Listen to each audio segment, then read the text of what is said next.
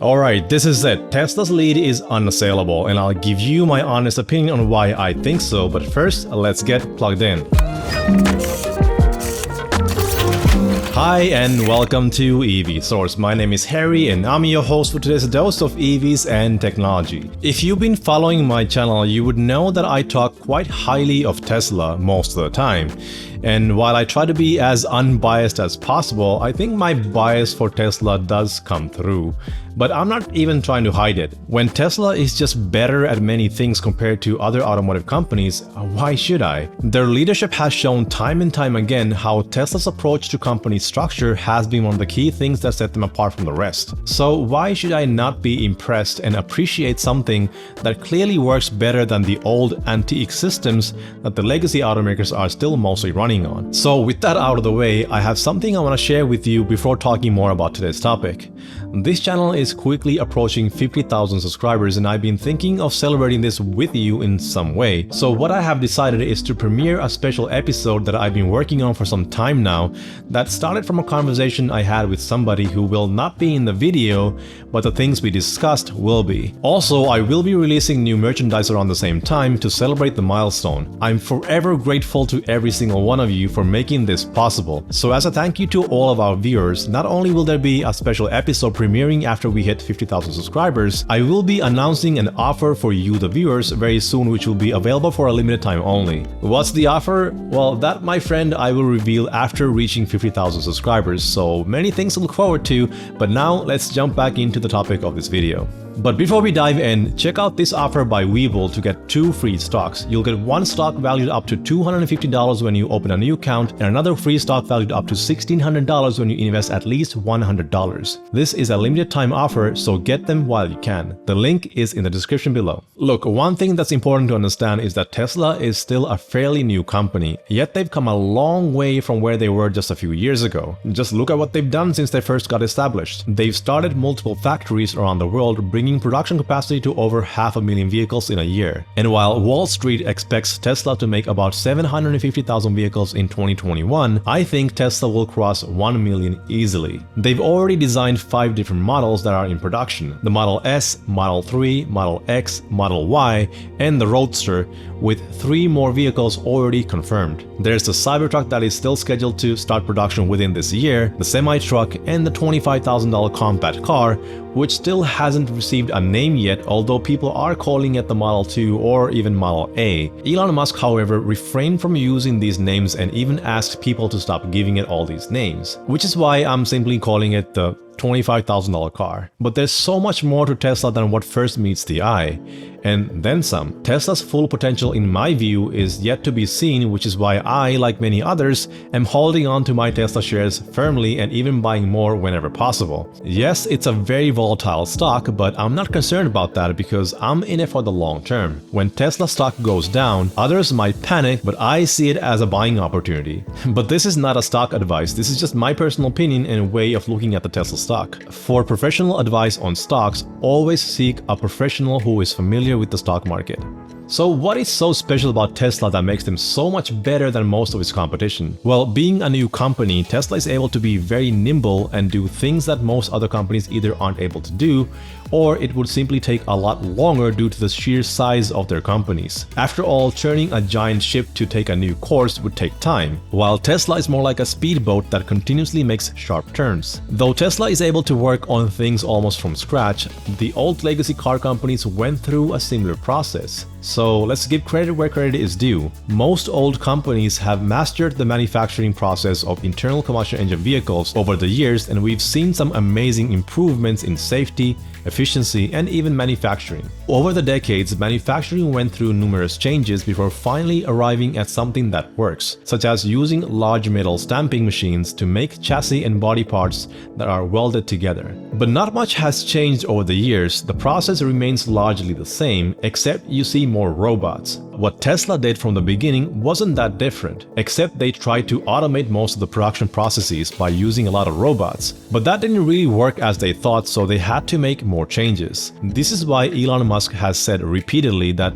designing a prototype is easy, but getting it to production is hard. There are so many variables and tiny details with robots that require a tremendous amount of work before getting it right. After all, every single movement has to be programmed to almost perfection before a robot is ready for the assembly line. One little mistake can cause the entire factory line to come to a halt, which can be very costly. So over the years, Tesla ended up replacing some of its robots with humans wherever it made the most sense, which has worked out quite well thus far. And with robots and more advanced technologies comes connectivity. And as the world continues to be more connected than ever before, keeping your personal information safe becomes an important factor. I'm sure every one of you has one of these. Then there are tablets, laptops, desktop computers, and now even cars that are connected to the internet. But thanks to Surfshark, who is sponsoring this video, there are ways for you to keep your information safe. Ransomware is on the rise, which we have already seen happening with multiple hacks that occurred recently. And if you do banking or investing online, whether it's from your phone or your laptop, it's more important than ever before to keep your private information private and safe. Whenever you're surfing the internet, you should always use a VPN to avoid leaking your private information such as usernames and passwords, or even credit card information. Another reason to get a VPN is if you're booking flight tickets and hotels online. What most people don't know is that the prices may vary depending on where they think you're coming from. A VPN allows you to make it look like you're coming from a different location, which can give you a different price than what you would get from your actual location. I have tried this myself several times and it actually works. So what are you waiting for? Click the link in the description and use my code for 83% off and 3 extra months for free. Surfshark offers a 30-day money-back guarantee, so there's no risk for you to try it out for yourself. Thanks to Surfshark and all of you for supporting the channel. Now, do you remember the term building a machine that builds the machine? Well, a few years ago, this was a very hot topic, and it still kind of is, especially after Tesla's battery day. And I'll explain what I mean in just a minute. When this term first appeared a few years ago, here's what Elon said. We realized that the true problem, the true difficulty, and where the greatest potential is building the machine that makes the machine. In other words, it's building the factory.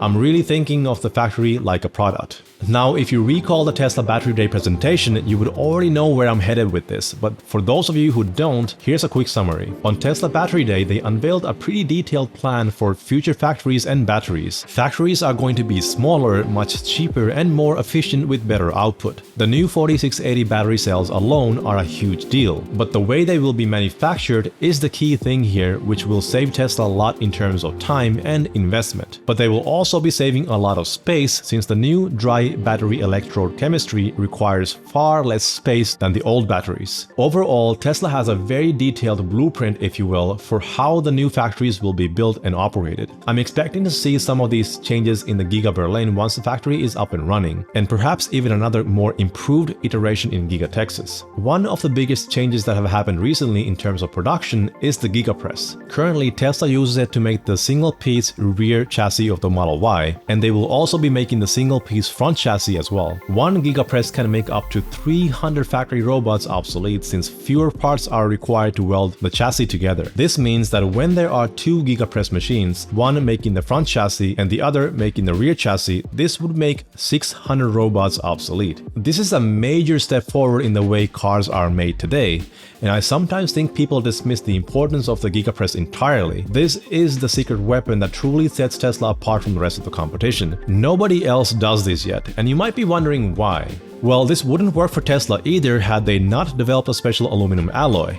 Without it, making a single-piece front or rear chassis would be impossible. Everything that I just described will make manufacturing electric vehicles a lot cheaper, and the cost savings will trickle down to vehicles over time. And I didn't even mention Tesla entering the mining business yet, or battery recycling, both of which are a major part of manufacturing electric vehicles and of course cost savings. Once Tesla is able to mine raw materials, obviously the costs in battery manufacturing will go down. And when it comes to recycling, Tesla is already doing that.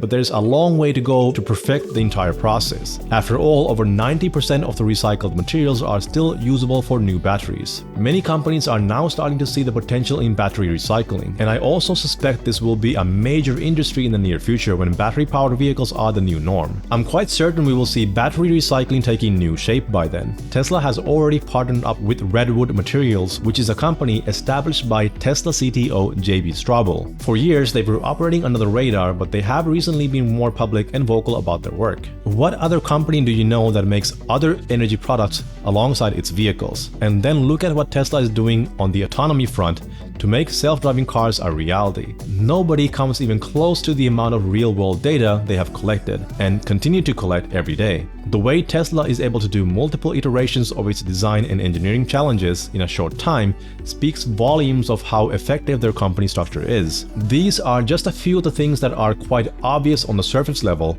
without digging deep into any small details. There's so much more I could talk about Tesla and its products in much more detail, but that was never the point of this video. I know some of you will agree and disagree with the things that I said, but don't let that stop you from leaving your thoughts below. I'm always interested in listening to what you think, which is why I do read all the comments. So leave a comment below, subscribe if you haven't already, and smash that like button if you liked the video. Thank you for watching EV Source. Keep charging ahead and I'll see you in the next one. Stay safe and take care.